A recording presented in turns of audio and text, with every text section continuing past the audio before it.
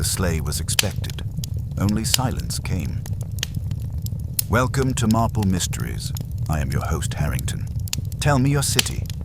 I love reading them. Wolfe follows tracks that never appeared. December in New York had the brownstone pulling its collar up. The sky looked like it was considering snow, but not convinced, and the street below our windows was full of people racing the calendar. I was at my desk sorting letters and bills. Upstairs, Nero Wolfe was on his usual rails with orchids, beer, and a contempt for interruption, while Fritz was laying out a Christmas Eve dinner that would make a bishop repent. The bell rang anyway.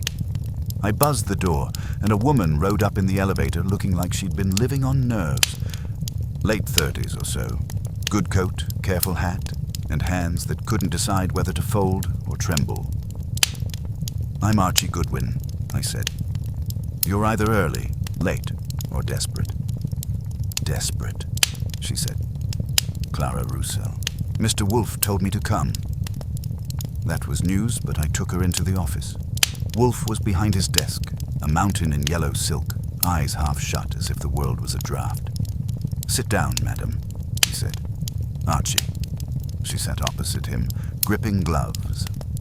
I run the Roussel Children's Home in Queens, she began. 27 children.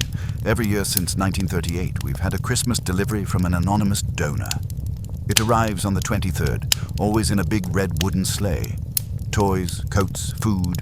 The children call it the North Sleigh. They wait for it all year. Last year it did not arrive, Wolfe said. Yes, I went to the police. They said a gift not given isn't theft. We held a fund drive, managed to cover things, but the children were hurt. I assumed it was a one-off. She swallowed. This year it was due yesterday. Again, nothing. This morning I received a letter. She handed over an envelope sealed with red wax. Wolfe didn't touch it. Archie. I opened it and read, Mrs. Roussel, if you wish the sleigh to arrive, you will come to Nero Wolfe at once. Bring no police. Bring no friends. There is a debt to be paid and a truth to be faced. Do this, and the children will not be disappointed. Fail, and they will learn what disappointment means. Signed, a friend of the sleigh. She watched Wolfe, not me. I don't know the donor. I never have. A driver signs a receipt with a fake name, and that's it. There were never any strings. Just the sleigh. I had seen women come to that chair with murder in their eyes and money in their purses, and men come with money and murder both. Mrs. Roussel had neither. What she had was a stubborn, aching decency and a fear that was trying hard not to show. Wolfe noticed it too. His lids lifted a fraction, and that meant he was listening. That, for him, was practically enthusiasm today. You believe the donor is in danger, Wolfe said. I believe someone is using the sleigh to pressure me. I don't know what they want. Money, maybe, or to force me to do something, but they're willing to frighten children to get it, and I can't let that stand. If I go to the police, the sleigh won't come. If I do nothing, the sleigh won't come anyway. I need someone who can find out who's behind this quietly. Wolfe took the letter at last, holding it as if weighing its vulgarity. You have not brought the police. That suggests courage. It's not courage, she said. It's all I have left. Wolfe's eyes moved to me. Archie, what is the date? December 24th, I said. Christmas Eve and a fine day for blackmail. Precisely. Madam, you have disturbed my household on a day I reserve for peace. Therefore, your matter is serious. You will tell us, in order, everything you remember about last year's failure and this year's expectation. Every detail, however small, about the sleigh that never arrived. Clara Roussel didn't need coaxing. Once Wolfe's voice turned exact, she straightened as if braced. Last year, the sleigh was due on the 23rd. Like always, she said. At 10, a truck stops in front. 2 men carry the sleigh in, empty under a canvas cover, then fill it from cartons. I sign a receipt with some fake name. They leave. On the 23rd last year, No truck came. I waited till dusk and called the number on the receipt. It was disconnected. Next morning, I drove to the freight company listed there. Name? Wolfe asked. Hudson Harbor Freight, West Side. A dispatcher, Halpin, checked the files and said the client had canceled on the 21st. The account was cash, the contract private. Clara pressed, got nowhere, tried the police, and got a shrug. She raised emergency money herself and watched the kids act brave in an empty hallway. This year I tried to prevent a repeat, she went on. In October, I called Hudson Harbor and asked if a delivery was scheduled. Halpin said yes, for the 23rd. I asked for the client's name. He refused. I called again early December. Same answer. I thought that meant we were safe. And on the 23rd, I said. No truck. I called at noon. Halpin said the delivery had been removed from the schedule on the 21st, again by the client's account. I asked whether the sleigh was already in their warehouse. He said yes, stored there since December 5th. I asked if it was still there. He checked and said it was gone. Gone how? Wolfe asked. Picked up on the night of the 22nd. Someone came with authority and took it. Halpin said there was no trouble. Then this morning the letter came. Wolfe's eyes narrowed a fraction. You have seen the sleigh each year? Yes. Always the same one. Red wood, gold runners, stars on the sides. It smells of cedar. 3 children can sit in it. We decorate it after it's filled. I never knew where it was kept the rest of the year. Who besides? You deals with the shipping, Wolfe said. Only my assistant, Ellen Caraway. 5 years with us. The staff know the sleigh comes, but they don't handle contacts. Any board member with a grudge? Any donor who thinks he owns you? I asked. She shook her head. We're too small for feuds. Some donors are difficult, but none like this. And none know the freight details except Ellen and me. Wolfe took the letter and weighed it as if it were counterfeit. Madame, you will return to your home now. You will not mention this visit. You will tell Miss Caraway only that the sleigh is delayed and that you are attending to it. If any further communication arrives, you will bring it here unopened. You will not involve the police unless I direct it. Is that understood? Her chin came up. Yes. Good. Archie will see you out. I rode down with her. At the curb, she paused. Mr. Goodwin, will he really find who did this? He'll find who needs finding, I said. Your job is to keep the kids till we hand you a sleigh. She nodded and headed for the subway. I went back into the hall thinking about somebody who knew how to pull Christmas away from children without ever showing his face. Upstairs, Wolfe was already dialing. Saul Panzer, he said. I require you. A matter involving Hudson Harbor Freight and a cash account. Yes, tonight. He hung up. Archie, you will go to Hudson Harbor Freight immediately. Find Mr. Halpin, learn who authorized the pickup on the 22nd, what papers were shown, and a description of the person or persons. If you can locate the sleigh's trail before it becomes rumor, do so. Return with facts, and, if possible, do not allow your skepticism to infect your manners.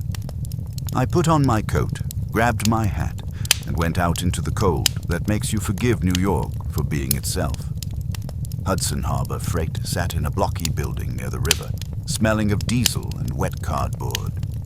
Their office was bright with cheap tinsel, which looked like a joke told by someone who didn't get it. Halpin was thin, with a vest that had once been gray and a face that had never had time for sleep. He recognized me from last year. When I said I was asking about the Roussel sleigh, his mouth turned down. Look, mister, we did our part, he said. Client called, cancelled, same as last year. Stored the sleigh because they paid for space. Then they sent a pickup order. We released it. That's it. Who's they? I asked. A man with papers. I don't keep his diary. You keep records, I said. Let's try those. He hesitated, then pulled a folder from a cabinet. The contract was cash, Client name as flimsy as tissue. Northern Seasonal Charities, P.O. Box, Newark. The cancellations were noted on the 20th last year and the 21st this year, both by phone. The pickup order was typed on Hudson Harbor letterhead, signed by Halpin, authorizing release to a carrier named Eastboro Logistics. Truck plate number scribbled in pencil. Eastboro, I said. You ever use them? Sometimes. They're around. Who came for it? Halpin leaned back, searching his memory. Driver and a helper. White box truck. Early evening, maybe 6. Driver had a knit cap. Helper had a beard. Both around 30. Didn't say much. Had a bill of lading already stamped with our receipt number. Everything looked right.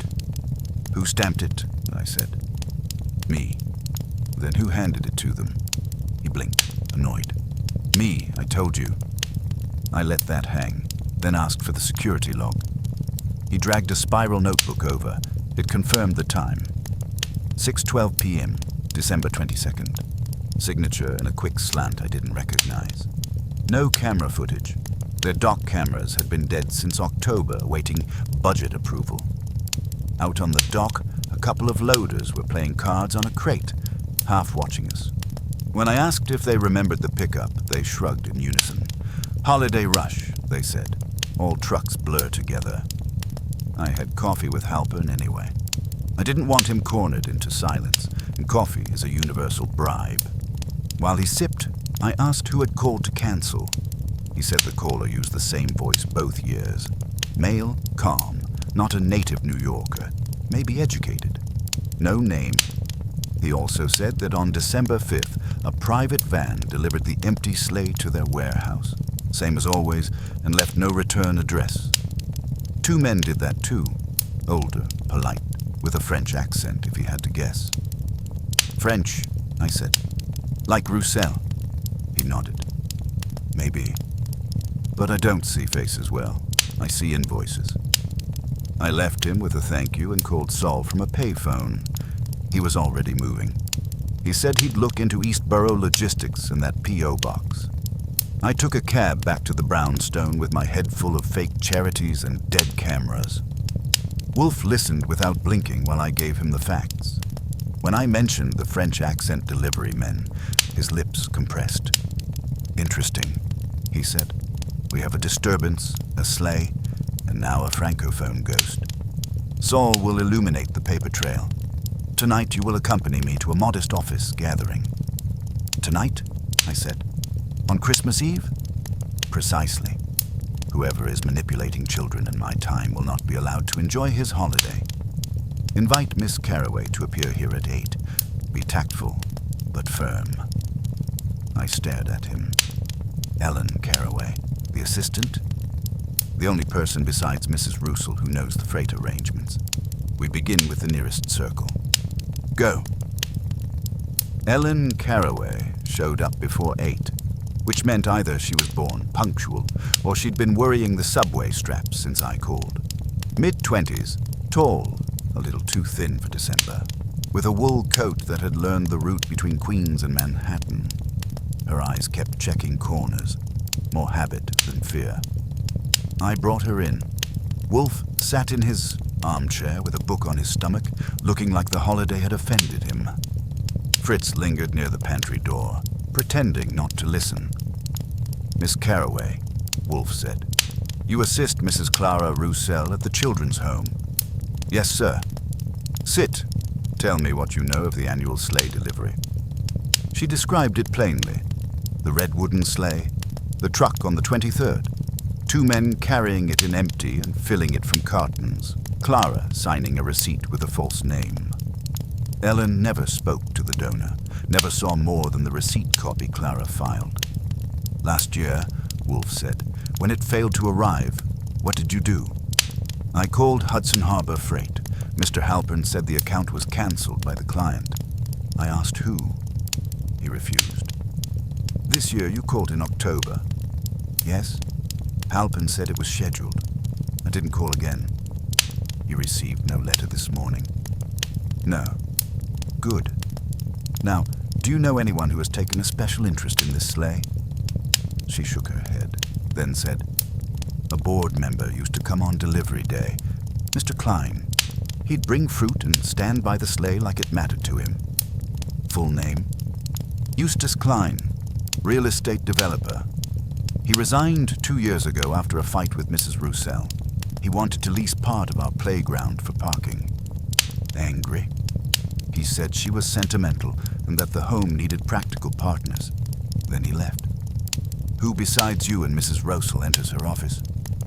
Volunteers, maintenance, our accountant, and Daniel Roussel, Clara's cousin. He comes by around donation season. She hesitated. He's French, lives in Newark, and asks a lot about money.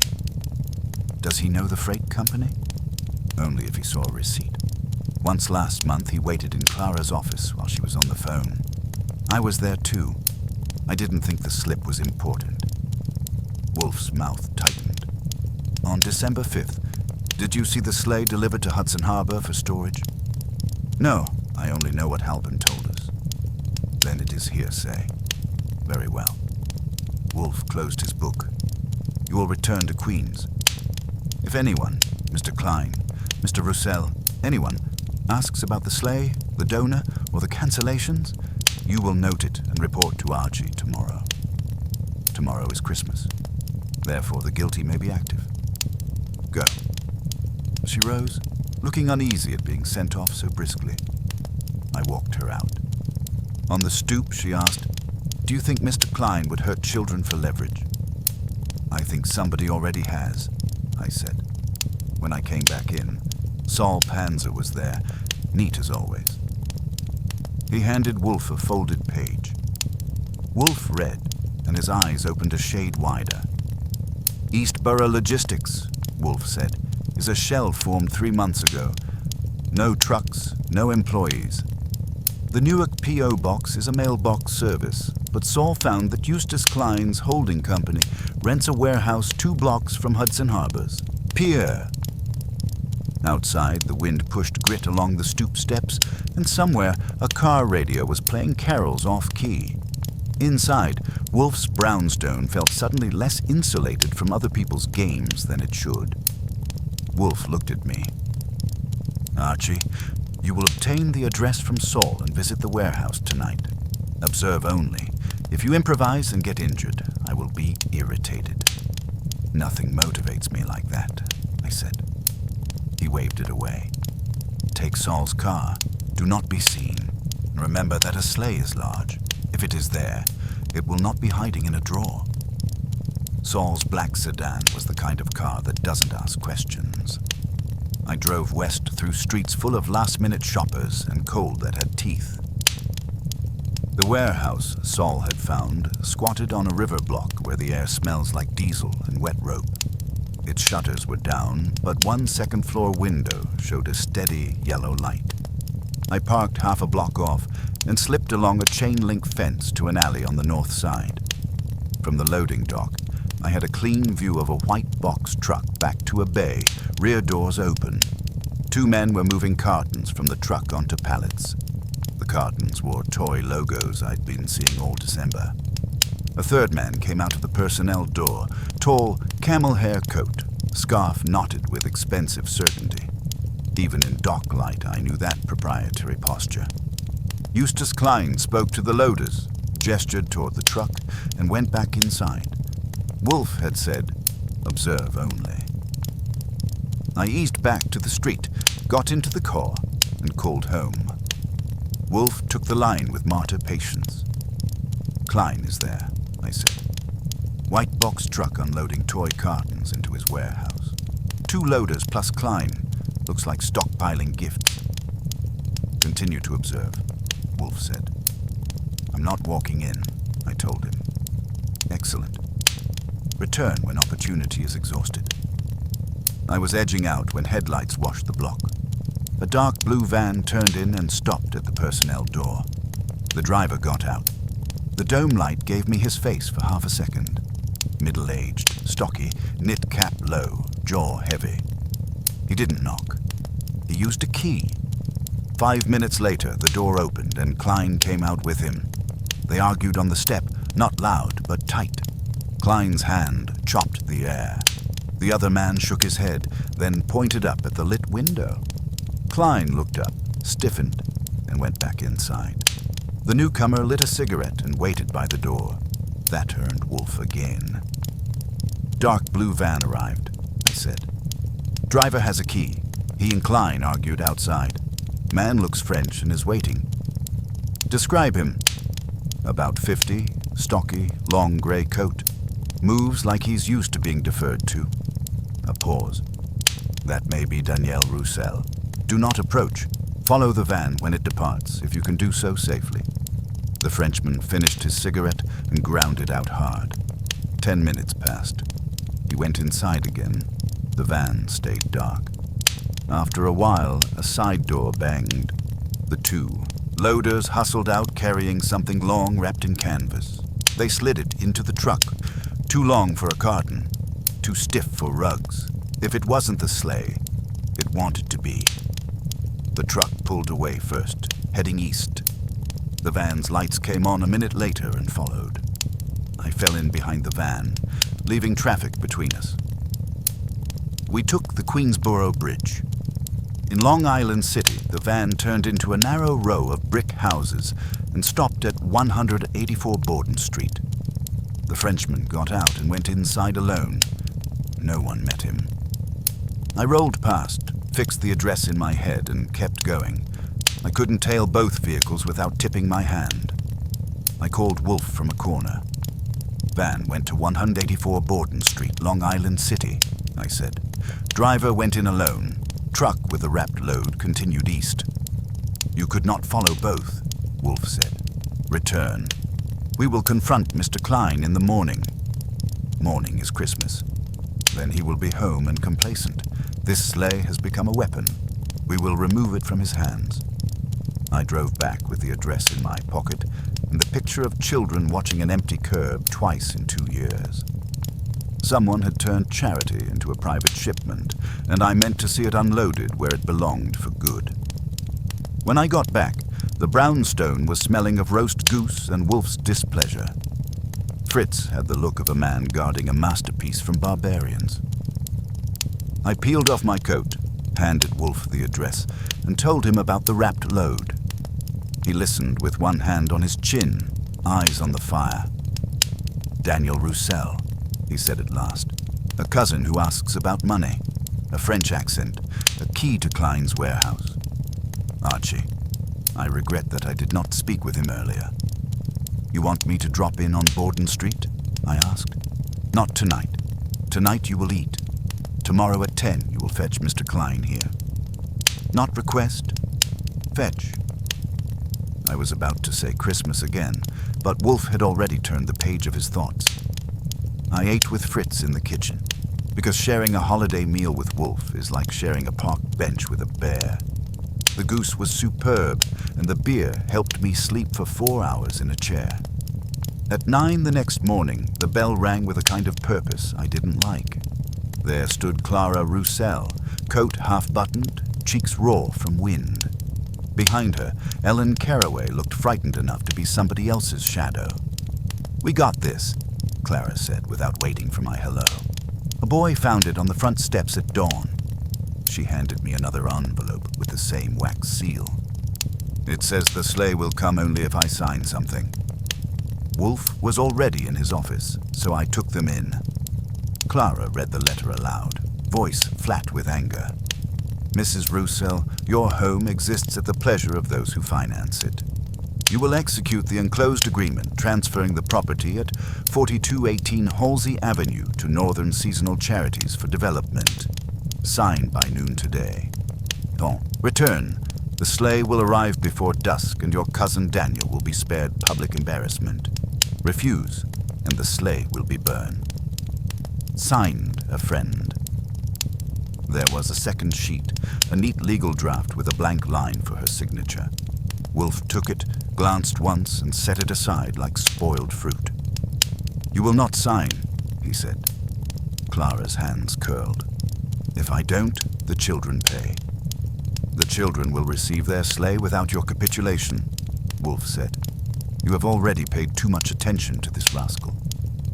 Ellen blurted, "Daniel. Public embarrassment?" Clara shook her head. "I don't know what that means. Daniel is careless, but I won't sell the playground. The home would die. Precisely why this blackmailer thinks you will." Wolfe looked at me. "Archie, at once go to Mr. Klein's residence, offer him my compliments, and inform him he will attend me at 10:30. If he demurs, you will persist. If he resists, you will improvise within legal limits. He respects only leverage. So give him some, and keep your temper sheathed, Archie." As I reached the door, Wolfe added, "Saul has traced the original anonymous donor. The bank drafts over the last decade come from the estate of Henri Roussel, Mrs. Roussel's uncle, administered by a trust now controlled by Daniel Roussel. The Sleigh is not anonymous to him. He has weaponized a family benevolence." Clara sank back, stunned. "Uncle Henri, he died 3 years ago." "Yes, the donor died. The gifts continued through his trust. Your cousin has diverted them. Now he seeks your property." That lit her eyes to a hard shine. "Then he's not family?" "No," Wolfe said. "He's a problem. We will solve it." I left for Klein's Park Avenue address, thinking about a dead uncle's charity being driven around in a box truck while living kids waited in a cold hallway. If Wolfe was right, Daniel had partnered with Klein to turn Santa into a landlord, and I was about to knock on the landlord's door on Christmas morning. Klein's building had a doorman who looked like he'd rather be guarding Fort Knox. He tried to stop me with a smile that had rules behind it. I gave him my own smile, the one that says I'm not asking. "Mr. Klein is not receiving," he said. "He'll receive me," I said. "Tell him Nero Wolfe requests his presence at 10:30. If you don't, I'll go up and tell him myself." He frowned, called upstairs, then stepped aside. I rode up to a suite that smelled of evergreen and money. A maid the size of a hatpin let me into a living room big enough to rent out. Eustace Klein came in wearing a red cashmere robe like it was a medal. His eyes narrowed. "Goodwin, you work for that fat man. What is this? A holiday shakedown?" "Think of it as a holiday invitation," I said. "Wolfe wants you at the Brownstone at 10:30. Klein laughed once. "Tell Wolfe I'm busy." He anticipated. "That. So I'm here." "Busy doing what?" "Counting toy cartons." His smile stopped. "What the hell are you talking about?" "You've got a warehouse 2 blocks from Hudson Harbor. You had a white box truck unloading toys last night. You met a Frenchman there and argued. Either you're running a secret Santa operation or you're in trouble." Klein's jaw worked. He walked to the bar, poured coffee, and drank it like it was a dare. "You've been spying on my property. That's trespass." "Only if I got caught on it. I didn't. I'm not here to arrest you. I'm here to bring you to the man who can keep you out of handcuffs if you're smart." He set the cup down. "I don't need Wolfe. You need somebody. Because the next move is police, and they don't love playground extortion. Come to the Brownstone and you get to talk. Stay here and you get to explain yourself to men with radios." His eyes flicked toward the tree, then back. "You don't know what you saw?" "I saw enough. 10:30. He stared at me as if measuring whether I was bluffing. The robe hung open a little. Behind it was a man who'd spent his life having doors opened for him. "You're enjoying this," he said. "Not as much as I will if you call my bluff." I told him right now. Klein's shoulders sank. "All right, give me a minute." He dressed fast. On the ride downtown, he kept his face turned to the window. Finally, he said, "Daniel's gone too far." "So you do know Daniel Roussel?" Klein exhaled. "He came to me last spring, said he controlled a trust that bought gifts for a children's home. He wanted to redirect the money into something productive. He claimed the home sat on valuable land and the director was sentimental. I said I could help if she agreed to sell. He said she wouldn't. I told him not to push. And the sleigh. He said withholding it would bring her around. I told him it was rotten. He said it was business. I should have walked away. Instead, I let him store the sleigh and gifts at my warehouse. He'd send a truck when she signed. Now he's panicking because Wolfe's sniffing. Last night he wanted to burn the sleigh and blame me. That's why you argued. Klein nodded once. I'm not a monster, Goodwin. I don't want to hurt kids. Great. Confess it to Wolfe. When we reached the brownstone, it was a few minutes past 10:30. I walked him in and saw Saul already in the office and Clara with Ellen sitting straight back like they were waiting for a verdict. Fritz hovered in the hall. Wolfe looked at Klein and said, Mr. Klein, you are late. Also, you have been a fool. Sit down and be helpful. We are preventing a crime you assisted. Wolfe let the silence work before he spoke. You will tell Mrs. Rousel what you have told Archie, Wolfe said. In full.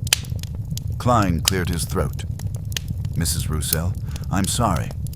Daniel Roussel approached me last spring. He said the home's land was wasted and that you were unreasonable.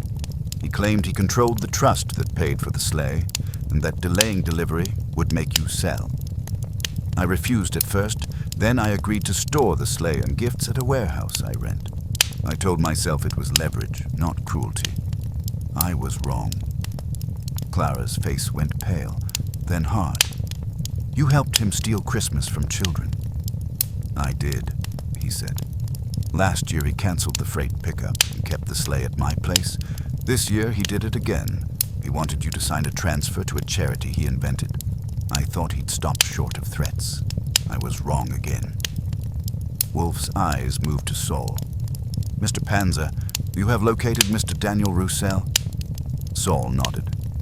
A man matching him is at 184 Borden Street. Townhouse rented under his name. No one has left since 9. Wolfe looked at Klein. Where is the sleigh now? Last night, Daniel ordered the gifts taken by truck to Queens near the home, Klein said. He didn't trust my warehouse after Goodwin tailed him. The sleigh was wrapped and loaded. I don't know the drop point. Yet you are in it to the neck, Wolfe said. Archie, call Inspector Kramer. I did and put the phone on Wolfe's desk. Kramer's voice was rough with holiday irritation. Wolfe gave him the essentials: extortion using a charitable trust, theft of goods intended for a children's home, and a suspect holding the property and threatening arson. He offered Klein's confession and Saul's surveillance. Kramer grunted, took the address, and said he'd arrive with men. Clara started to protest, but Wolfe raised a hand. Madame, you have tried mercy. We will now try law. Kramer came 20 minutes later. He took one look at Klein and snorted. So it's your civic spirit again, Eustace, after you got caught. He turned to Wolfe. You sure? Mr. Panzer is sure, Wolfe said. Mr. Roussel is desperate. You may find the sleigh there or a plan to destroy it. Haste is wise. Kramer jerked a thumb at his sergeants. Let's go. They filed out. I reached for my coat. Wolfe stopped me with a look. You will not go. Remain here. So I made coffee and watched the clock. Clara and Ellen sat on the sofa, hands linked. Klein paced once, then stopped. His face showed a man watching his accounts collapse. The phone rang at noon. I handed it to Wolfe. He listened, expressionless, then hung up. Inspector Kramer has Mr. Daniel Roussel in custody, Wolfe said. The sleigh was in the Borden Street garage, intact, along with the toys. Mr. Roussel had kerosene and a note blaming Mr. Klein for intended arson. His scheme is ended. Clara sagged, letting out a sound that was half laugh and half sob. Ellen put an arm around her. Wolfe turned to Klein. You will provide a truck at your expense to deliver the sleigh to the home this afternoon. You will also contribute to a fund to repair the harm you assisted. If you comply, I will tell Kramer your penance is real. If not, I will tell him your conscience arrived only after your lawyer. Klein nodded. I'll do it. Wolfe looked at Clara. Your uncle intended generosity without coercion. Honor that intent by refusing to be coerced again. The law will see to your cousin. Clara stood. Mr. Wolfe, I don't know how to thank you. You can thank me by leaving promptly, Wolfe said. It is Christmas, and I dislike crowds. Archie will accompany you to supervise the delivery. I smiled. Coffee can wait. Klein's people moved fast once his voice stopped wobbling. By 2 o'clock, a truck he'd hired was idling outside the brownstone. The sleigh sat inside under canvas. I rode with Clara and Ellen in a cab behind it through streets turning into a slush carnival. The Roussel home was a narrow brick building with a patched playground out back and windows taped with paper stars. Kids were pressed against the front glass before the truck even stopped. They didn't care about contracts or cousins. They cared about a red wooden sleigh that had become a rumor. When the men lowered it onto the sidewalk, a cheer went up like someone had opened a dam. A boy in a green scarf shouted, "It's here, the North Sleigh!" And the others spilled out after him. Clara stepped in front of them, hands up, smiling a little wildly. Easy. Let them bring it in first. They carried it into the big hall that served as playroom and dining room. The smell of cedar hit me when the canvas came off. Same sleigh, gold runners, small stars on the sides. 2 children climbed onto the runners, stroking the paint as if checking it was real at last. Ellen and Clara went to work with the staff, opening cartons and stacking coats, puzzles, dolls, trains, books. I kept an eye on the crew and on Klein, who had turned up in a new coat and an old conscience. He stayed by the doorway, hands in pockets, watching the children's faces go from suspicion to glee. A girl with braids tugged at my sleeve. "Are you Santa's helper?" "Something like that," I said. "But don't tell Santa I'm freelancing."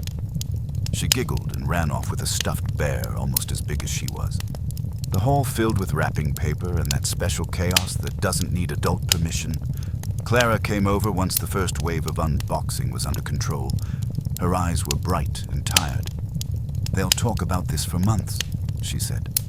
"Last year we could patch the loss, but the waiting—" "I know," I said.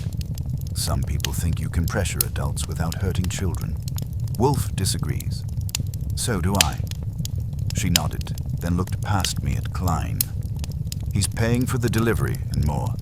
I don't forgive him, but I won't waste time hating him either."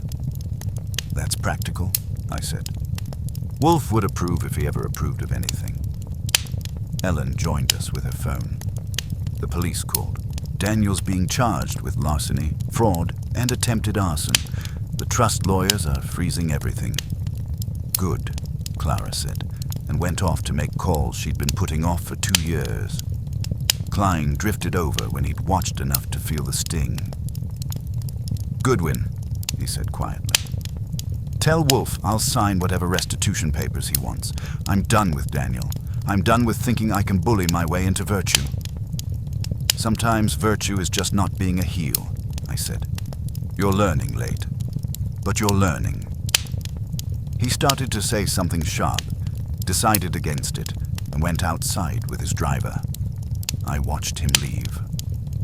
By 4, the sleigh was empty and the gifts distributed. Clara insisted on coffee in her office, small and warmer than any boardroom. "I don't want another Christmas in court," she said. "You won't," I told her. "Wolfe hates court. He prefers his justice in a chair."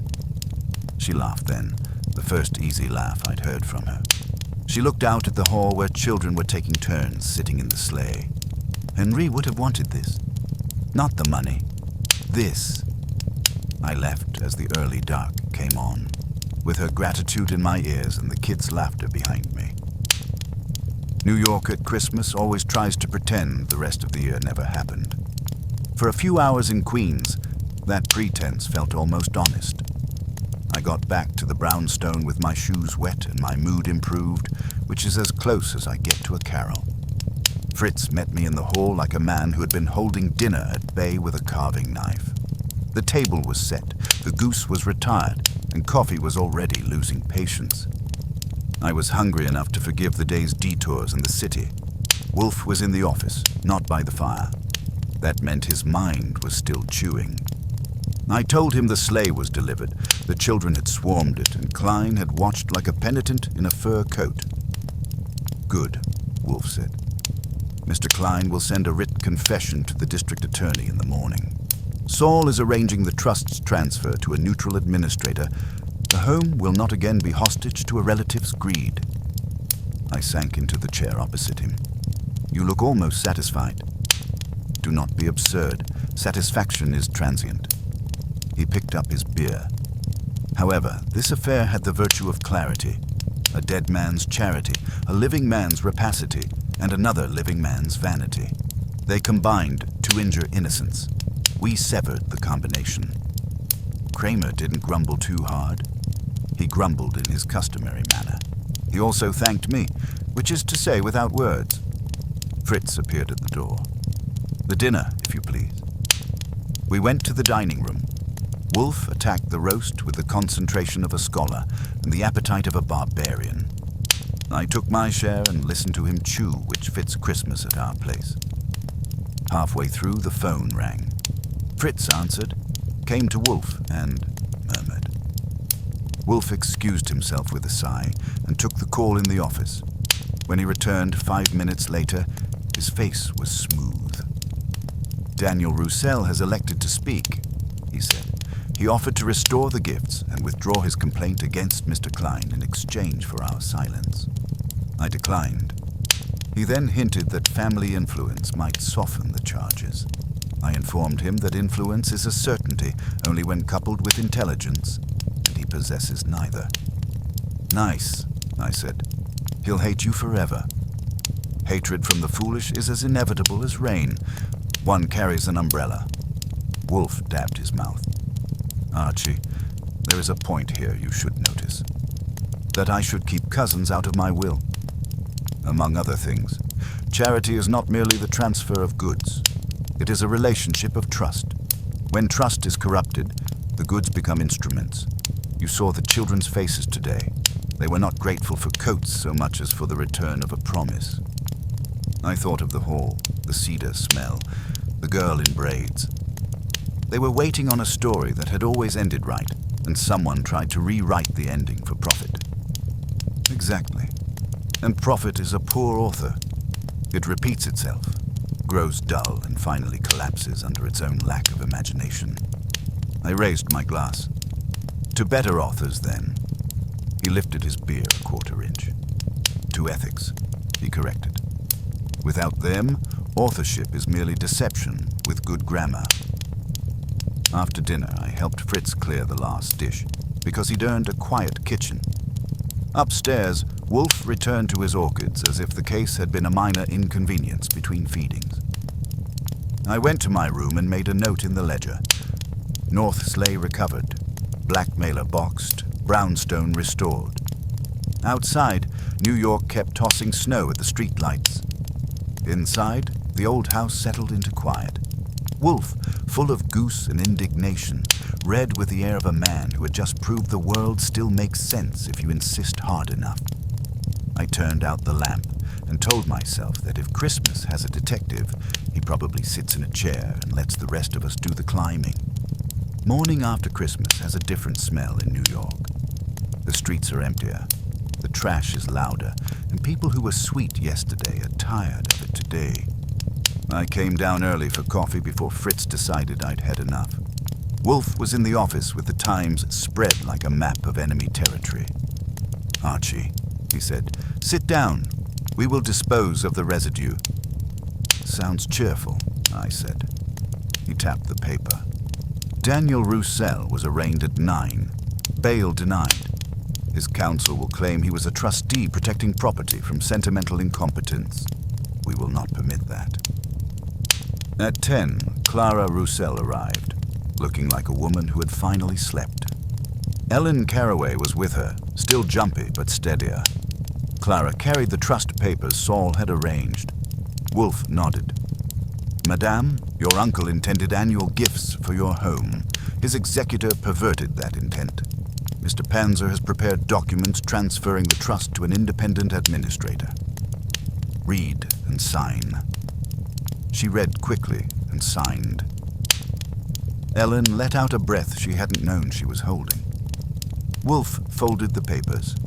Archie will now read a statement Mr. Klein has submitted to the district attorney. I read it. Klein admitted the arrangement with Daniel, the storage of the sleigh, the cancellations, and his later attempt to stop the threats. He pledged restitution and said the pressure on Clara was his shame. Clara listened without blinking. I hope he means it. He does, Wolfe said. Not from virtue, perhaps, but from fear of consequences. That is enough. Ellen cleared her throat. Mr. Wolfe, I should tell you something. Last month, Daniel waited in Clara's office, and I left a freight receipt on her desk. He saw the company name. I didn't think it mattered until later. I was embarrassed to mention it. You were inattentive, Wolfe said. That is human. You are not malicious. Do not inherit his guilt. Her shoulders eased. Clara stood. We'll cooperate with the prosecutor. Yesterday you said the children weren't waiting for toys so much as for a promise. You were right.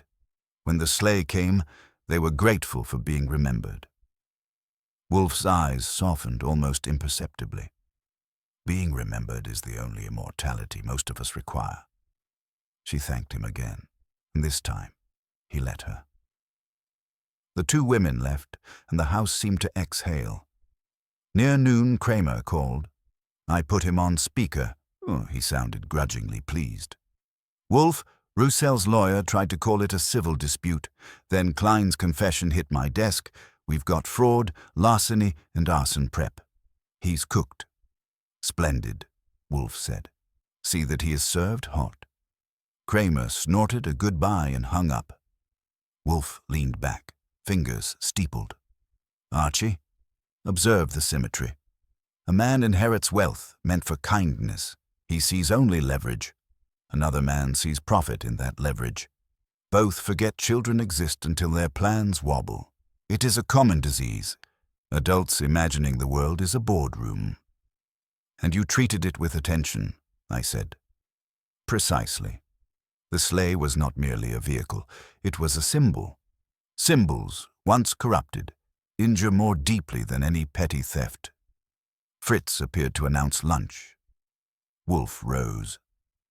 As we went to the dining room, he said, If Mr. Klein keeps his restitution, the home may benefit from his money without suffering his morals.